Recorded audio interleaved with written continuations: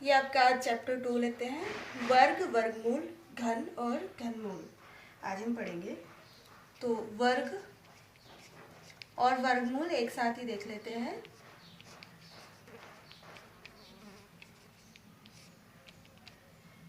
देखो, जब भी वर्ग की बात आती है तो हम क्या कहते हैं?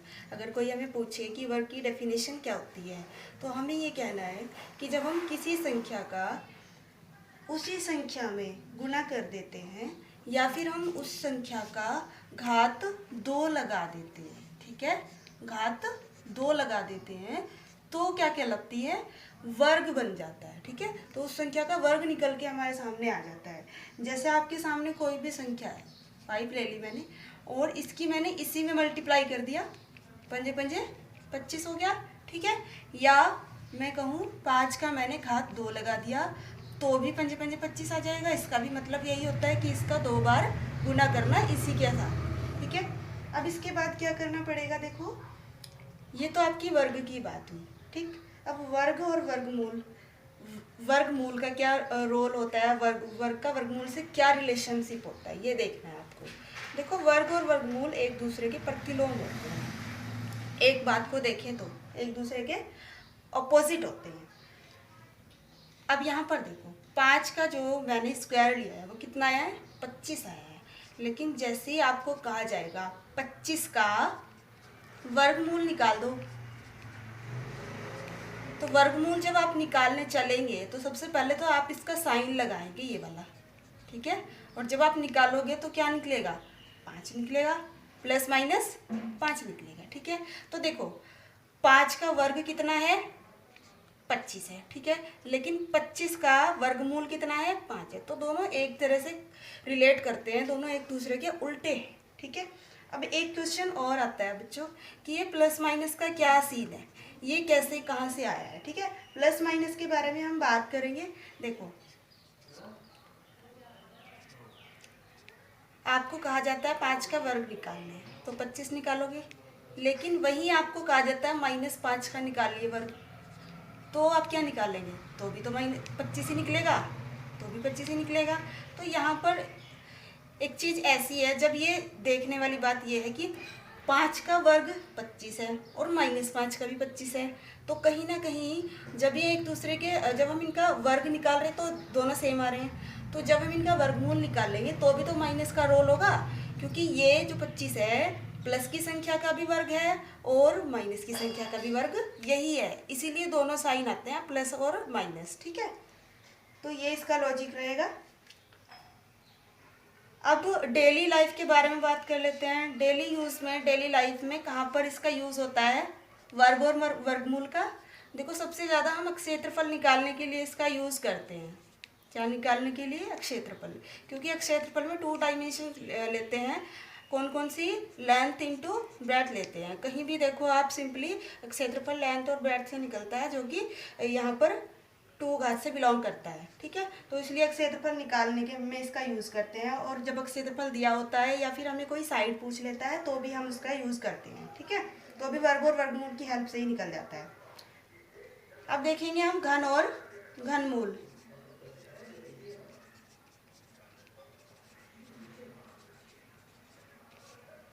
घन और घनमूल क्या कहता है? जब हम किसी संख्या की घात 3 लगा देते हैं, ठीक है, तो हमारा क्या निकल के आ जाता है? हमारे पास घन निकल कर आ जाता है, ठीक है। अब दूसरी बात आई घनमूल की।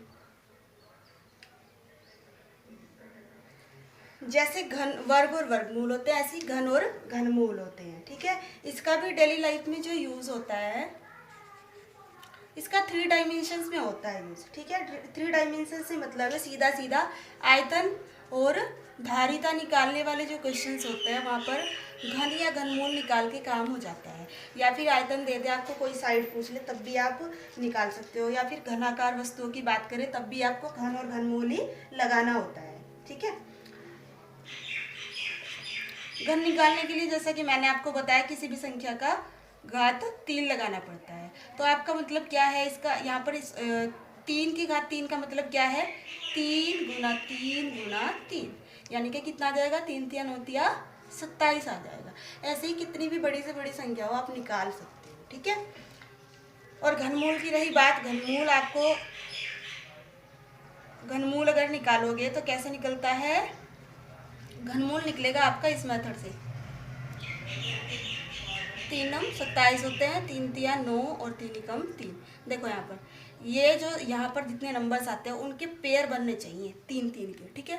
जैसे वर्गमूल में आप निकालते हो 2 2 के पेयर्स बनते हैं और घनमूल में आपके 3 3 के पेयर्स बनते हैं। कोई भी संख्या हो, अगर यहाँ पर एक संख्या बच गई तो इसका मतलब ये जो संख्या है ये इसका घनमूल आप नहीं निकाल सकते, ठीक है।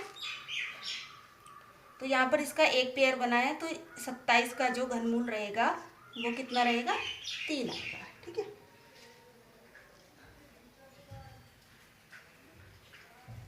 अब इसका एक नोट, इसकी एक इम्पोर्टेंट बात है बच्चों, सम संख्याओं का जब आप घन निकालते हो तो वो सम ही रहता है, और जब आप विषम संख्या का घन निकालते हो तो वो विषम ही रहता है। मोस्ट ऑफ द टाइम्स ऐसा देखा गया है, आप भी देख सकते हैं। देखो जैसे 11 का मैं घन निकालती हूँ तो 11 गुना 11 गुना 11 करेंगे तो 1331 आएगा, ठीक है। इसके बाद आप 12 का निकालोगे घन तो कितना आएगा, 1728 आएगा। यानी कि जब 11 कैसा है, एक विषम नंबर है, जब इसका घन निकाला तो 1331 आया, 1331 भी विषम है, ठीक है। अब 12 आपका सम है तो ये भी आपका सम है, ठीक है। अब आप देखो 13 का घन, देखो 13 का घन कितना होता है, 2197 होता है, ठीक है ना। इसके बाद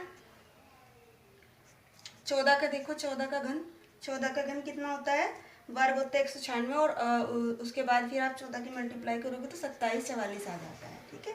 अब 15 का भी आपको पता है कितना होता है घन, 3375।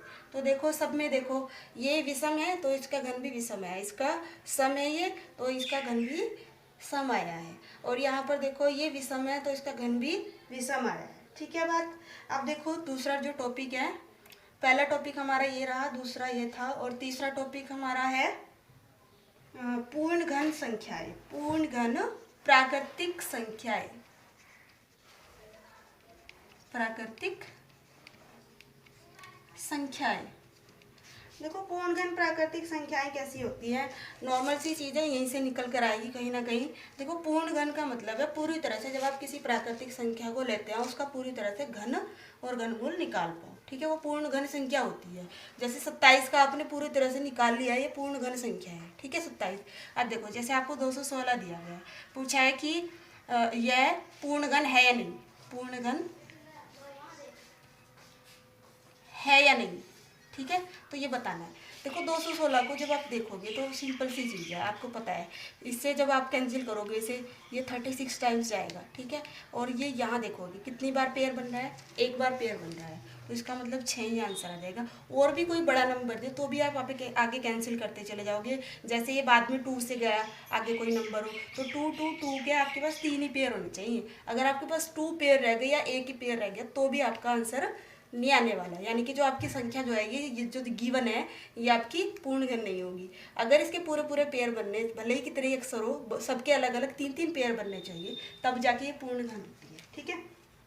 ये पूर्ण घन प्राकृतिक संख्या होती है, और सारी प्राकृतिक संख्याएं पूर्ण घन नहीं होती है। जैसे आपको कोई भी और नंबर दे दे बड़ा छोटा, इससे 216 से एक कम कर दे 215, क्या आप बना पाओगे पेयर? नहीं बना पाओगे। तो वो प्राकृतिक संख्या तो है लेकिन वो पूर्ण घन नहीं होगी क्योंकि उसके पेयर नहीं बनेंगे। तो आज इतना ही रखते हैं, इसके बेस पर मैं आपको क्वेश्चंस होमवर्क दे दूँगी।